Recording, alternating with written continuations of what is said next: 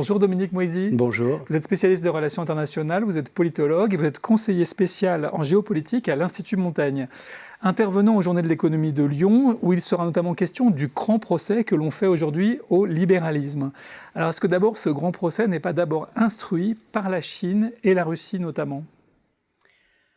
Incontestablement, il y a eu pendant l'été un entretien de Vladimir Poutine au Financial Times qui a marqué les esprits, dans lequel il disait que la démocratie classique, libérale, représentative était en fait obsolète. Et les dirigeants chinois, depuis longtemps, en tout cas depuis la crise financière de 2007-2008, disent que la démocratie classique, libérale, gère mal l'économie et que l'Asie, derrière la Chine, se débrouille beaucoup mieux. Donc un régime autoritaire, un despotisme entre guillemets éclairé est un bien meilleur outil que la démocratie représentative.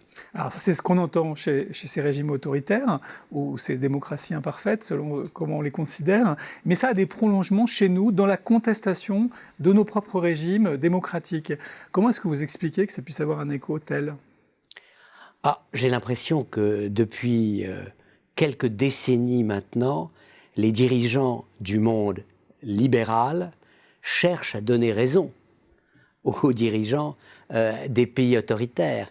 Et tout se passe comme si nous faisions tout ce qui était en nos capacités pour justifier ce procès du libéralisme. Et je dirais, en 1992, Francis Fukuyama prédisait la fin de l'histoire, c'est-à-dire le triomphe de la démocratie. En 2019, beaucoup prédisent la fin de la démocratie.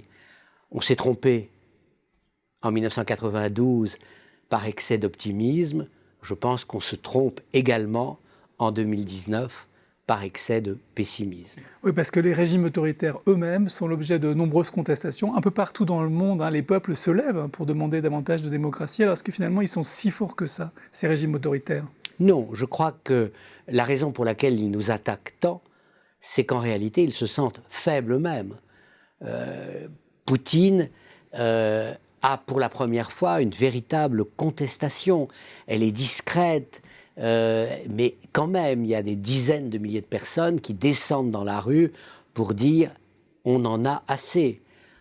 La Chine se trouve menacée par les partisans, les amoureux de la démocratie qui se trouvent tous les week-ends dans les rues à Hong Kong. Donc la réalité est entre les deux. Oui, la démocratie libérale classique a connu des dysfonctionnements graves et n'a pas réussi à les dépasser, mais oui, les régimes autoritaires sont en fait plus vulnérables parce qu'ils n'ont pas la sanction de l'élection pour essayer de réparer leurs problèmes. Donc quand ça va mal, ça peut aller extrêmement mal, extrêmement vite. Eh bien, merci beaucoup Dominique Moisy d'être venu nous parler de ce sujet traité également aux Journées de l'économie. Merci à vous.